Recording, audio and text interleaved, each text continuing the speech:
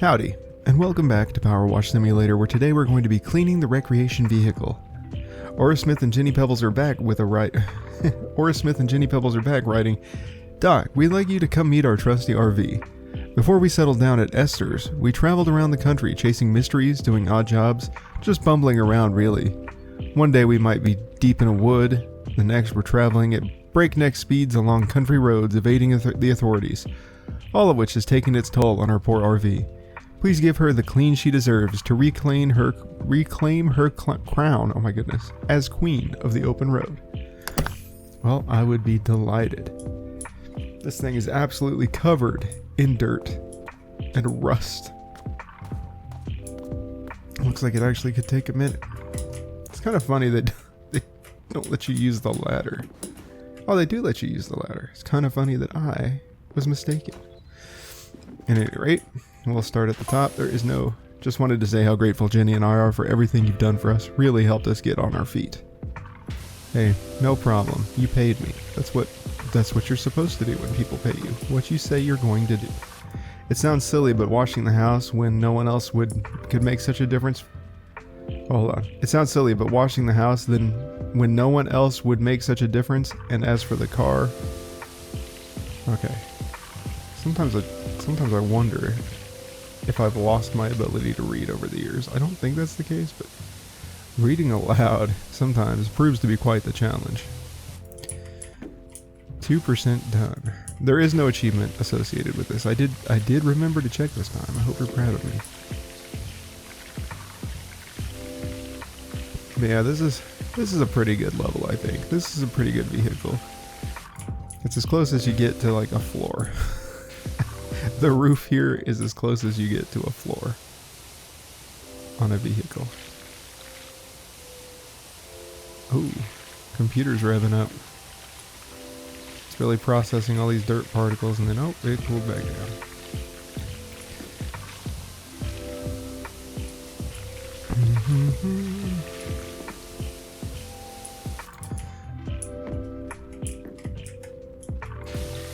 I wonder what you guys have been up to lately. Recently, I've been reading the Dresden Files, which, if you're not familiar, is a book series about a wizard PI. So he's kind of like a wizardly Batman, but not quite as brooding. He still broods, frequently. It's a frequently touched upon subject. But he lives in Chicago, and he helps solve crimes. He's on the, I don't know what you call it. He's on the docket, I guess. He gets paid by the FBI as a specialist when he consults on cases, and he works for the Special Investigation Squad, which is apparently what happens when police can't explain a crime. They bring in the Special Investigation Squad, and like the lieutenant of that squad, the lieutenant of that squad is like, they'll put them there with the expectation that they'll fail. That's where they'll put people they want out of the police force, essentially. They'll promote them to that position, so they don't take it seriously. Goodness gracious. But in Dresden, they bring Dresden on as a consultant. And that's where he makes most of his money, but he still has trouble paying the bills because he's not obviously called on frequently, and they'll try to solve the problems without him before consulting him, so sometimes it'll take a while before they finally bring him on to stuff. But yeah, that's an interesting read if you haven't had the chance to read that. I would say it's not as demanding as a lot of other series could be. So, like, there are a lot of books, but the books themselves, they're like a combination of noir, old-timey FBI stuff, or not FBI, but private investigator stuff, a little bit of horror elements, and some fantasy elements, and it's pretty funny as well, so it's got a bunch of stuff going for it. It has a bunch of interesting ideas as well, which is why I find it interesting. It's from the first-person perspective, and like he'll describe the effects that he's under, essentially, which makes it really interesting to imagine. I don't want to give too much away, but I don't know. I just feel like It's a really good series. I got the books, the entire book set. Somebody got me the entire book set for Christmas. And I just happened to pick it up in like a couple of weeks ago. I don't know if it was a couple of weeks ago, even like a week ago maybe. And sorry, this is terrible. I picked it up a week ago. I started reading it and I'm already 4 books in. I'm starting the 4th book today. Because once they get going, once the books get going, you can't stop. Now initially I read the first book years ago. Probably at least, let's see, what, 2012? 2012 maybe I read the first book. And then they were like 10 years after that. But anyway, I just got the entire set. I never got around to reading the rest. It's not that I didn't like it. I just never got around to it. I hit a point where I was like, okay, I guess I'm done reading for a while. I don't know what that was about. But I did get the set. And I'm already 4 books deep. I'm starting the 4th one. And additionally, I learned that they are releasing the 18th book in a couple of days, which is crazy coincidence. So naturally, I took a day off work to go to this bookstore. It's not happened yet because obviously the book hasn't released. It's coming out on the 20th. Our Driving Miss Pebbles live streams flopped. The fans want Esther, so we sold the car for a lot. I mean a lot. I mean, yes, we do want to supersize lot. Okay, cool. But as I was saying, he's releasing this book on the 20th, and he's doing a tour to celebrate because it's like the 20th anniversary or something. He's doing a tour, and one of the tours happens to be in the city that I'm a part of. So I've taken a day off work to go to this bookstore and meet the author and get the book signed, even though I haven't read all of them. I feel like a fake fan, but I think that's just coincidentally cool because I did like the book to begin with. And people describe it in a bunch of different ways. I think one of the pages says it's like a cross between Harry Potter and something else, but I don't I don't think that's the case. It doesn't really remind me of Harry Potter too much. So if you're worried about that, I would say it's like a very interesting, because he grounds it so well. He lives in Chicago and he can't use his he can't use like, oh, what is the word I'm looking, like sophisticated technology. He says that the more sophisticated the technology, the more likely it is to mess up within like a 6-foot radius of him. And he drives like an old car that's beat up, and even then he can't push it so hard. He's got to like remain calm and keep in check of his emotions or it'll like break down on him. And he's had like several parts replaced and they're all mismatched because it's an old car, so they're pulling it off of other old cars. They don't probably make the parts anymore. It's funny. He doesn't keep lights in his house because he does, but the light bulbs are like constantly burning out, so he has to keep a whole closet full of them. Quirky little things like that. It's a very fun series. Speaking of that, it reminded me, I was reading articles on it because I was curious about, like, there's 18 books, so I was like, oh, I'm curious as to where like people think the best in the series are, because the first one, it's very simplistic compared to the other ones, I'll say that. But the first one was really interesting if you haven't read the other ones. And then you wouldn't know how good it gets. So I was like, oh, I wonder where the other titles stand in this. Now, full disclosure, I enjoyed all 3 of the books that I've read so far. And I'm looking forward to starting the 4th, because the 3rd book was when this one reviewer said that it really starts to pick up. And I thought it was pretty good up until then as well. So I was like, oh, did it start to pick up, or has it like been in a consistent state, in a constant state of constantly picking up, which is what it feels like. It's constantly, I don't know if evolving is the right word, but it's like in a video game you have, like, they talk about difficulty and how you want it to go smoothly. You don't want too many difficulty spots. You don't want it to be like a jagged difficulty where, oh, it was really hard for like 30 minutes and now it's super easy and then it's really hard. You want it to be kind of smooth where you're building upon your skills. It feels like that's what they're doing, but in terms of developing. Like, they raise the stakes smoothly, they grow the characters smoothly.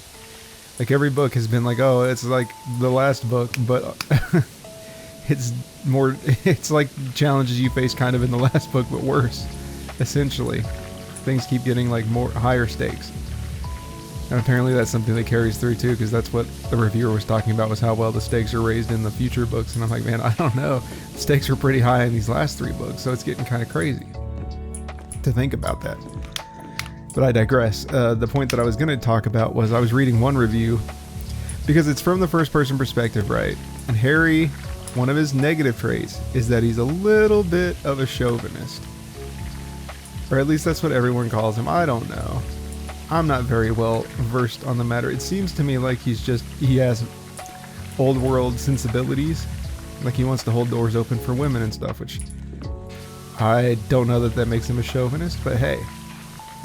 But the female characters aren't just like yeah, Harry describes them as attractive, and he describes their attractive qualities, but the characters themselves are pretty freaking badass.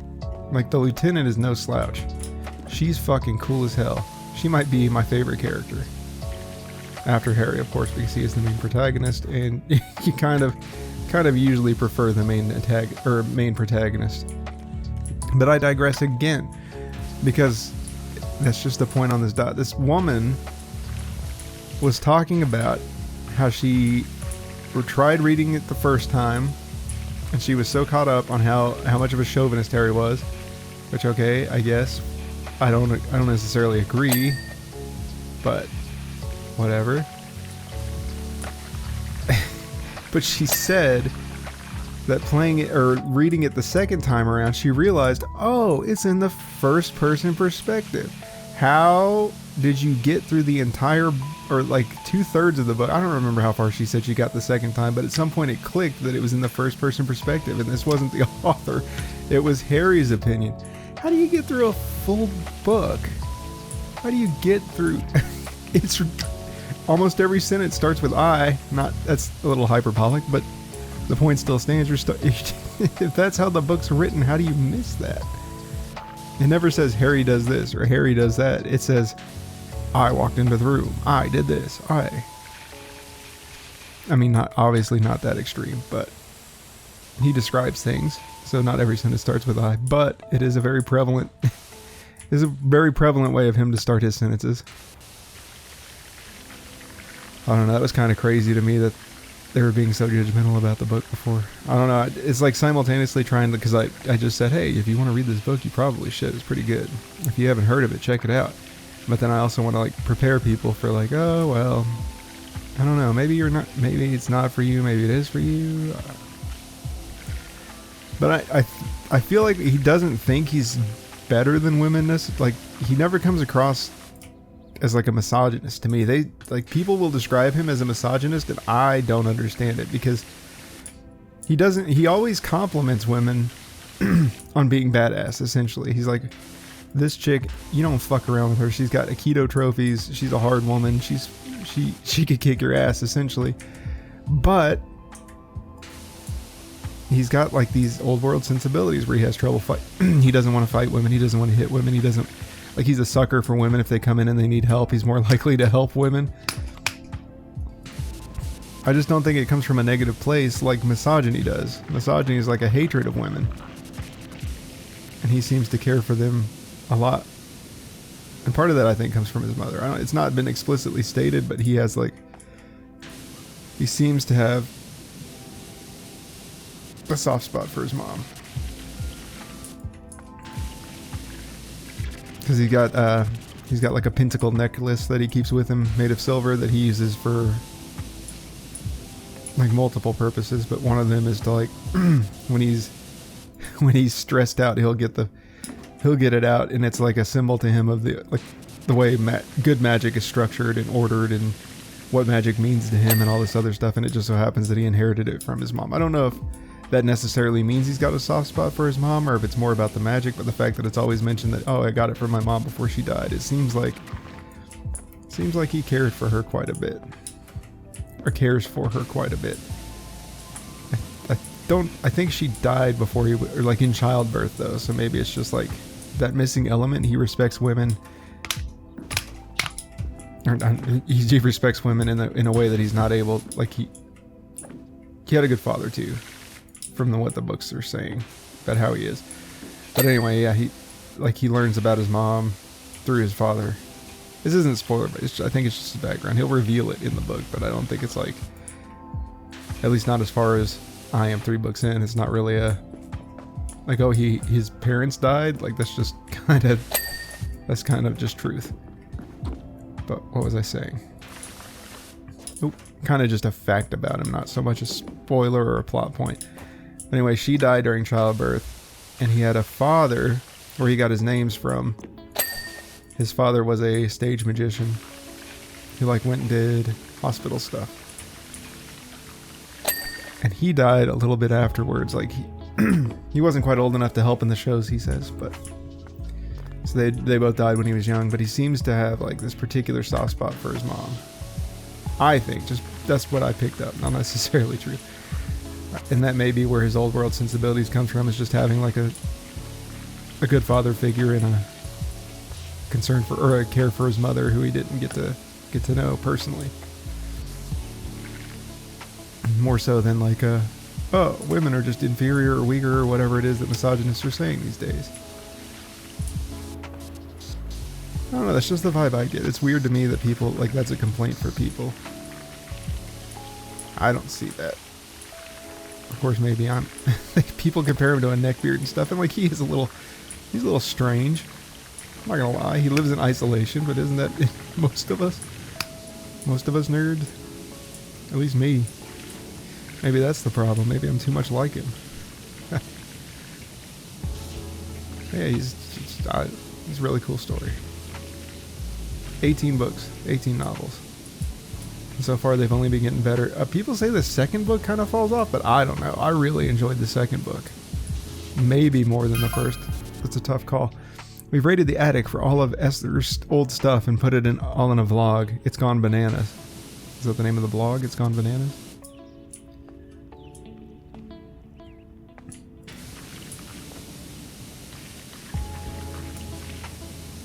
And what's fascinated me the most is the telemetry. I'm really getting into analytics. Okay, cool. I'm trying to do my job. I'm trying to talk about Harry Dresden. Can we... The second book is, I don't know, people said that they thought it was worse than the first book, like a step down. I didn't think so. I enjoyed it the full time that I was reading it. And it's not like they were full action all the time. I mean, the third book started, it was the first book that started kind of like in an action-y sequence, like in Meteor Rest. Usually they kind of tell the whole story. But, second one was pretty gripping too. Like, I feel like maybe the distinction is like they had a lot of different things happening in the first book. Like there were a lot of problems that came up of different varieties. Like it would make for a good TV show because he had like several different, and it was a TV show, but it didn't follow the book, which I believe was part of the reason why it didn't last very long. But this book in itself could have been like a season of a TV show just because there were so many things going on. This happened, and then he was attacked in this way, and then he was attacked in that way. Whereas in book 2, all the issues are very similar, which isn't a problem. It's just the nature of the problem that he was dealing with and the way that it came about and all that. There were various issues that he ran into with this problem. But I don't want to get into it and spoil it anymore, but people said that they thought that book was like a little, I don't know if it was slower or what the deal was necessarily, but it seems like universally the second book is disliked compared to the first book, which isn't to say people dislike it intrinsically, right? Just like if they gave the first book an 8, the second book would be a 6 or something, like something of that nature. It's not like they hated it, it's just they don't think it was as good. I don't necessarily believe that holds true. I thought the second book was pretty great. What do I know? I'm not a literary aficionado, we'll say. Like I said, I didn't read much. I haven't read much for a while. It's just interesting to me that these books have been so gripping since I haven't read so much in a while. Which is sad because I used to love to read. But that's beside the point.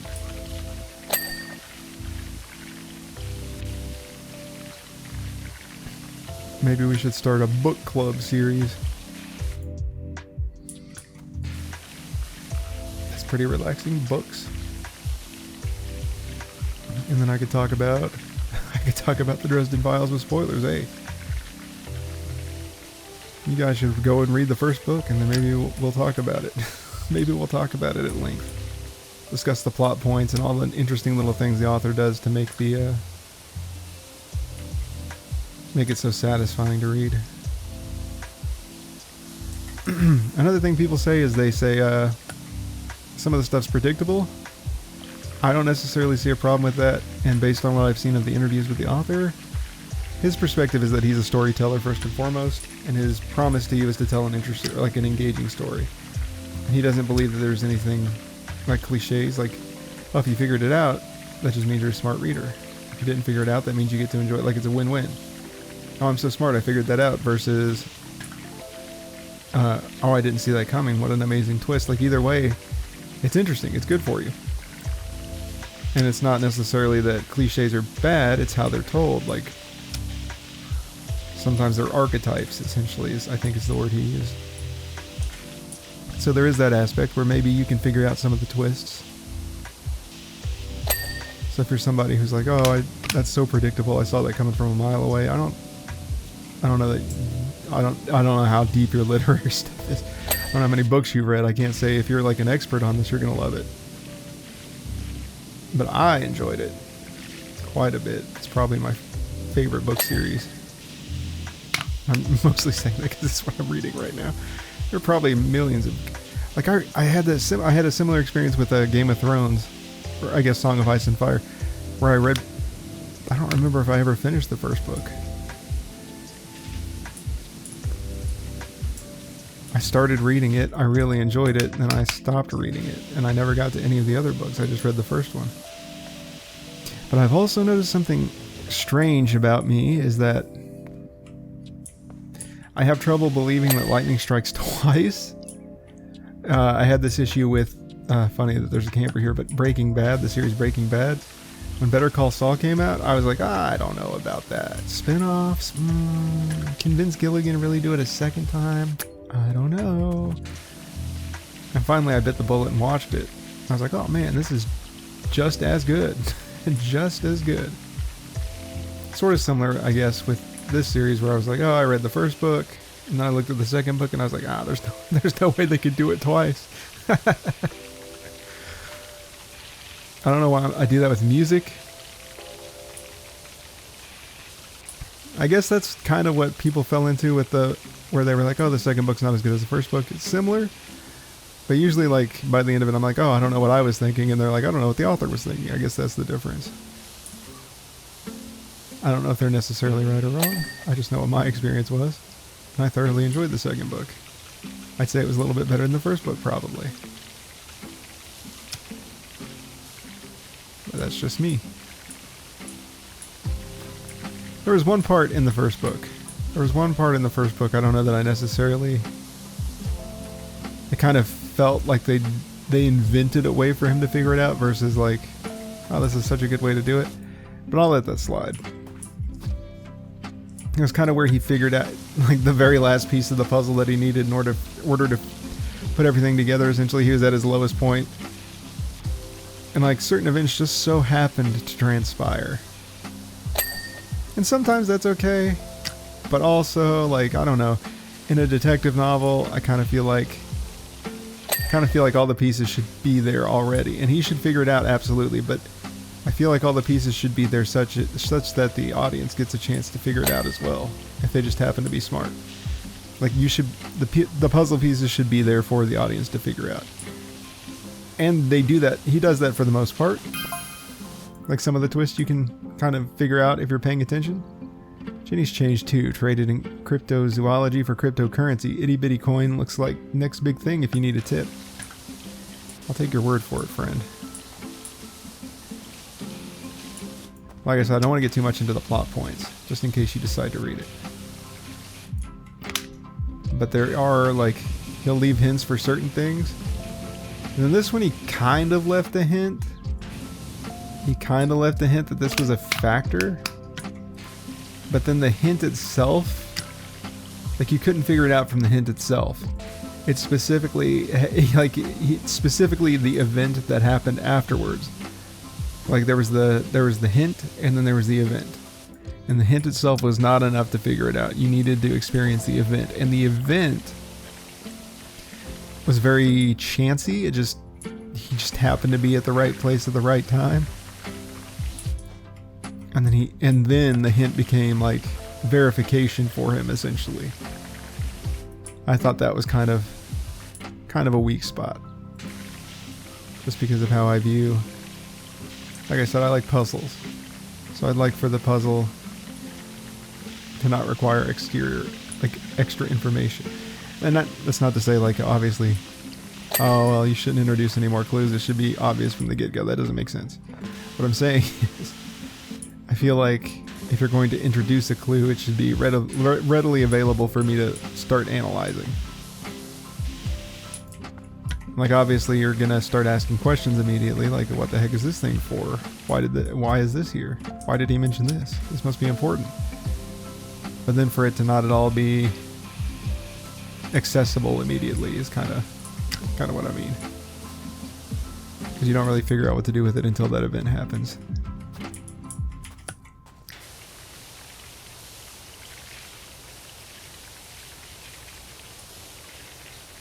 And then that's kind of different from recontextualizing, right?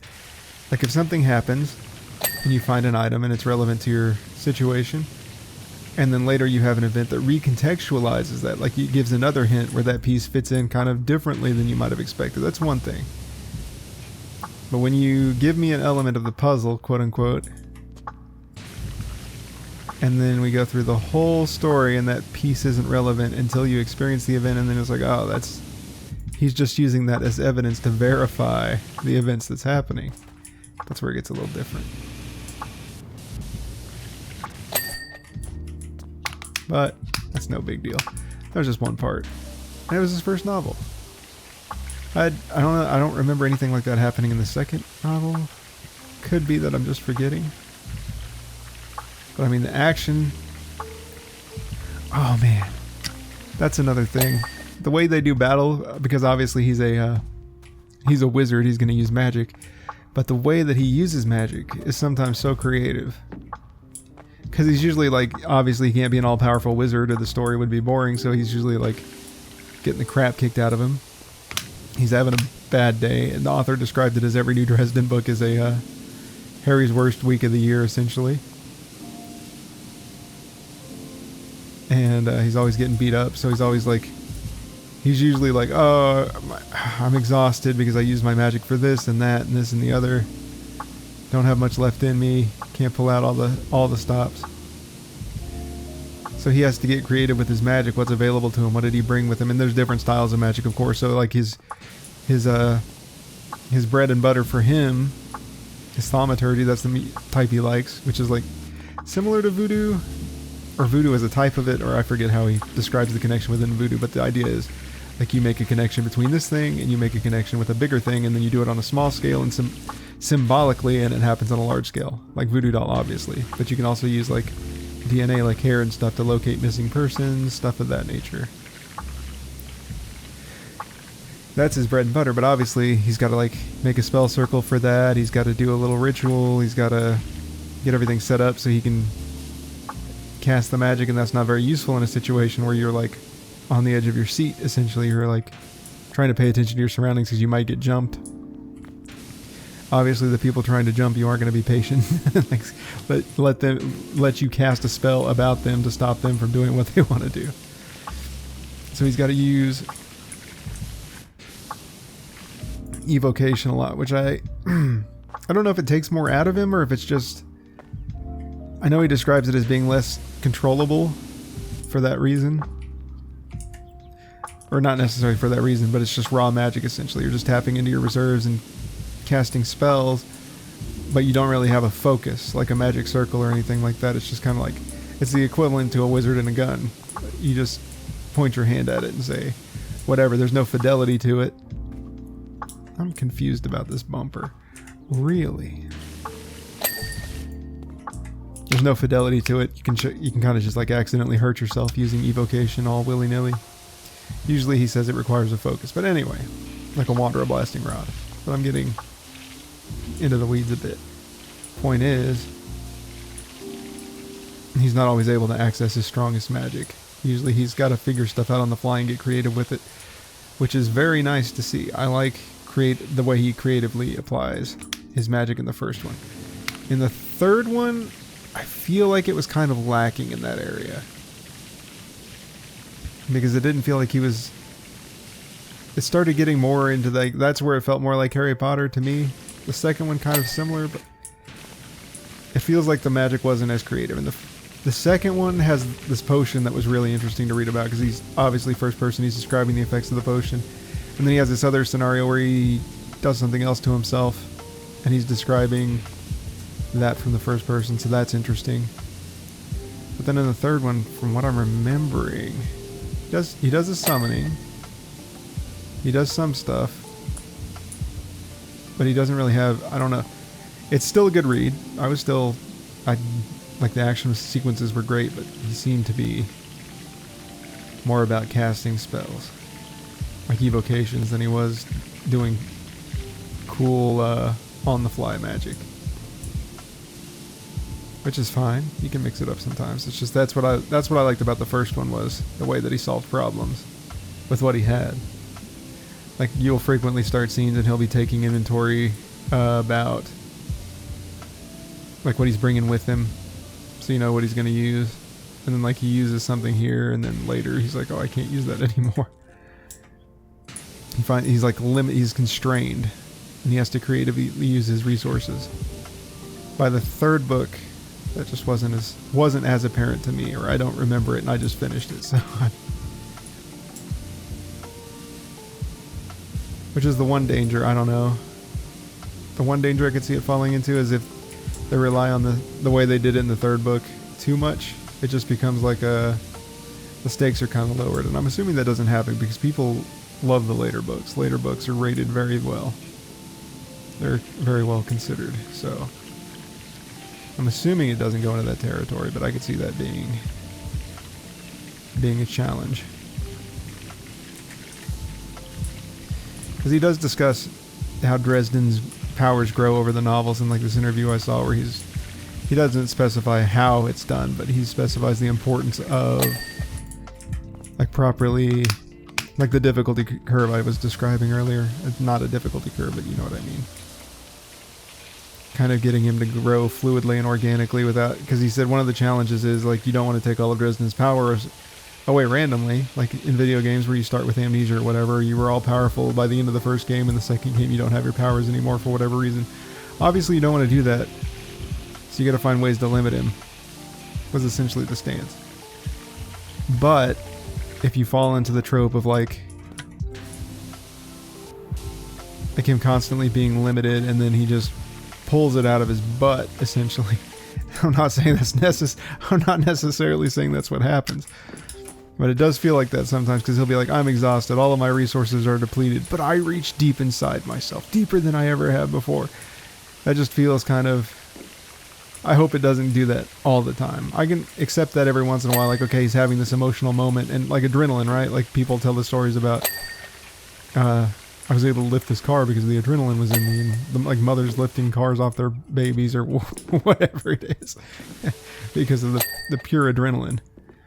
Like that can happen, and I can suspend my disbelief for a little bit just for that to happen a couple of times. But if that becomes, just feels like similar to shonen anime where they power up for no reason. They're just like, oh, he's totally dead. That happened in the I think it's the most recent one, but I'm not trying to remember. The one with, it's My Hero Academia, and it's the movie that has Dark Might. I don't mean to spoil it. I love My Hero Academia. I am a My Hero Academia fan, and I don't know about everybody else who's a fan. I can't speak for them and their problems that make everybody else hate My Hero Academia, but I ignore the fandom and I'm just a fan. You know what I mean? And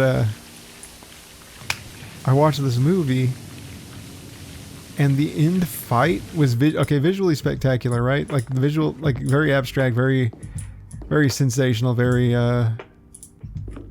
what's the word I'm looking for? Spectacular. Yeah, like a spectacle, very spectacular. But it does not make sense. It does not make sense. They're getting their all of them are getting their asses pushed in. Like they are not doing hot. And then they just decide, actually, we're winning. And they kick his butt. Where did that come from? I don't know if that's present in all the movies. I don't know if I don't remember. I feel like there's like parts where they're getting, like there's back and forth in the movies, right? They like figure out strategies, or he like goes beyond essentially, but they were pretty much already fighting at what seemed to be their hardest, and they all just decide all of a sudden that they're winning. And it wasn't I don't know if it was a bad movie by critical standpoints. It was an entertaining movie. I was like a little disappointed compared to the other ones. Visually it was great. The upshot of all this, we want you to have the RV. Oh, thank you, Aura Smith. I know just who to give it to. Somebody who's constantly talking about wanting an RV. My good friend, I was going to say Kathleen Bates, but I don't think that's her name. We can't have her sitting idle. She's born for the open road.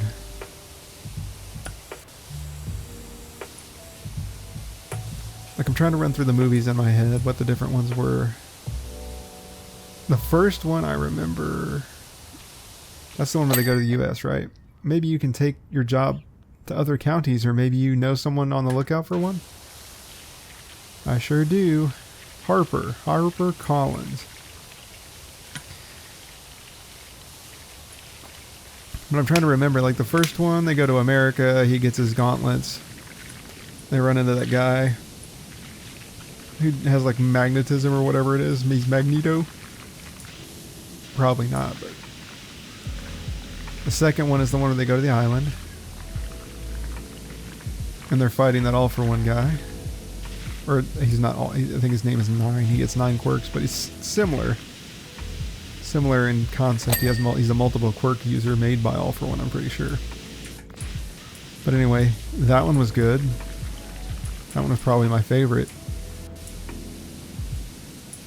even with the controversial ending. Point being, I feel like those fights, now the third one is also kind of questionable. Not necessarily because he just decides to win, though I guess it's kind of like that, but just because, I don't know, the villain's powers didn't seem all that. I don't know, see, like, I guess it's because I like puzzles. I'm going to keep citing that. But I feel like combat in superhero shows is similar to wizard fights, in that you should hit your head on something. You should be like, oh, I can't get through this. This power is insurmountable. I need to figure out a way around this. And then use it against it. Maybe in a tactical way, depending on the situation, like an analysis leads you to figure out that, oh, he's only doing this thing. So if I exploit this thing, then I'll come out on top. That's one way to do it. I think that would be interesting. But just the decision to hit him harder. Oh, I'll just hit him harder. Why were you not hitting him harder to begin with? What are you talking about? And that kind of comes from, I guess, Dragon Ball Z as well, where everyone's like, oh, I'm randomly stronger, dude. That's me. I just decided to be stronger. I just grew my hair out a little bit longer and started screaming. And now I'm ultra powerful. Not to knock, I haven't watched Dragon Ball Z, to be fair. I did as a kid, like coming home. I guess it was on Toonami or whatever on Cartoon Network. But I remember, like, I was invested in this fight against Frieza. They were going to destroy Namek. Namek was 2 minutes from destruction. I was like, okay, I'm going to come home tomorrow. I'm going to watch this fight. Because Namek is 2 minutes from destruction. And I came home. They did flashbacks for like 30 minutes. And I was like, oh, Namek is still 2 minutes from destruction. Okay, well, I'm going to come home tomorrow. And surely by then Namek will either be destroyed or we'll have our fight or whatever is going to happen. Nope. More flashbacks. More like stare downs or whatever was going on. I don't remember, but Namek was not. It was like a week and nothing happened. And I was like, okay, maybe this show just isn't for me. So that's kind of how I view it. It's probably unfair. Probably unfair. I haven't seen the rest of the show, so I don't know if it's unfair. But I still gotta watch One Piece, man. I ain't got time for Dragon Ball. You know what I mean? I only got started on that, I guess 2 years ago, 1 year ago, I don't remember. Man, if you're a One Piece fan, I could tell you what arc I'm on and you'd be like, brother, what are you doing? You gotta be watching. I am currently in the Water 7 arc, and I'm trying to remember what episode. Trying to remember what I was... The last thing I remember is... They're trying to get Robin back, obviously. And I think she was framed. I've read the whole manga, so I know what happens. But I'm thinking that it was where she gets framed. I think Luffy already went to talk to him. I don't remember if that was relevant to the whole like break-ins. I don't remember exactly what happens, but I remember they break into the mansion essentially, or wherever it is that Mr. Iceberg lives. That's where I'm at. Haven't even gone to Marineford. I guess Marineford's not the place. That's where other stuff happens. But I haven't yet made it to... it's not Impel Down either. I forget what the place they go to is called to get Robin back. Is it Impel Down?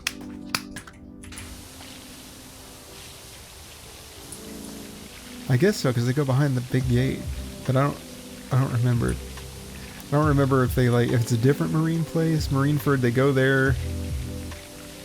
I mean, I know where Marineford is. That's where the war arc happens.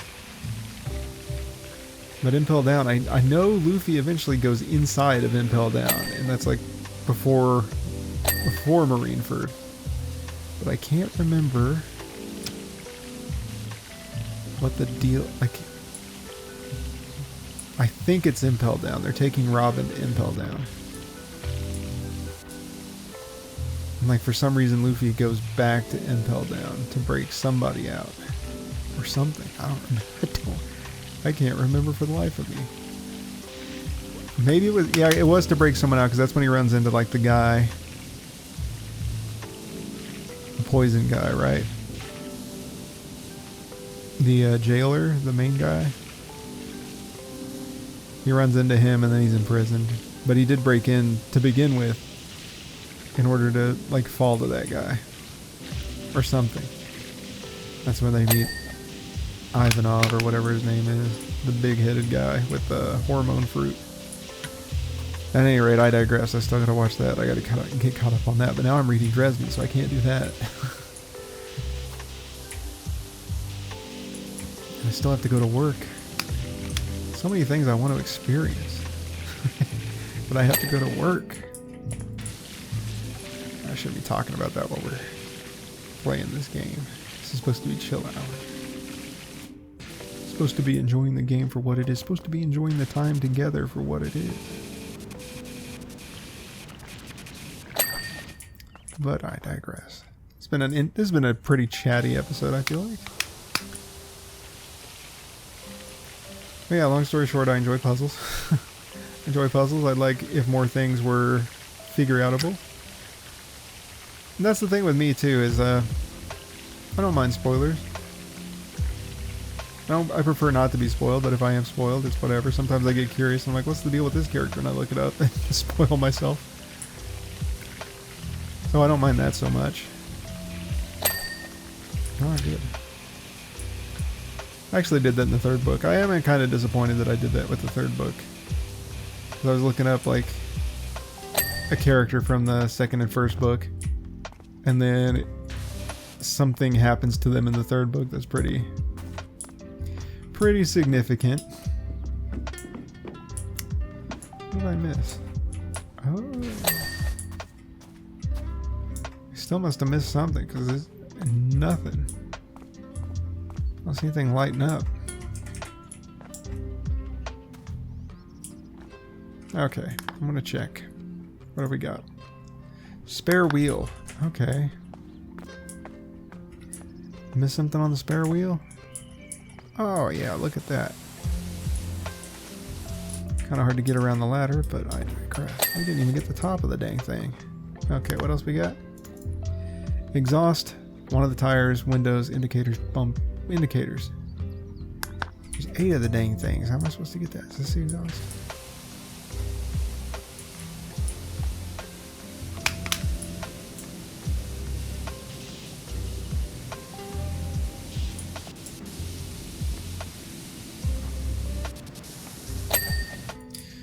Okay, we got tires. Which tire?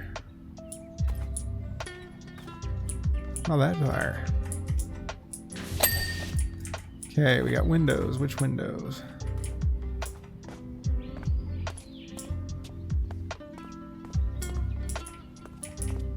Not seeing any green on them. Maybe? Yeah, maybe this one? I'll get it on it from up top.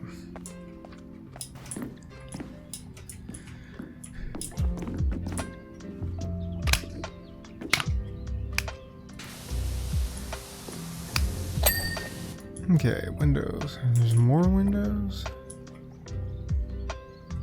Gonna have to actually touch the windows, hey?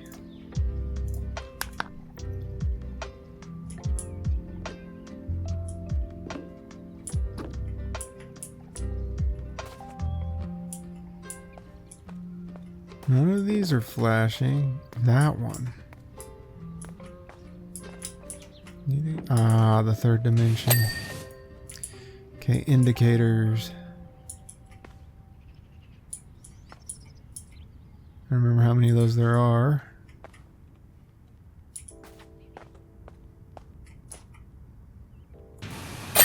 A little bit of rust. All right.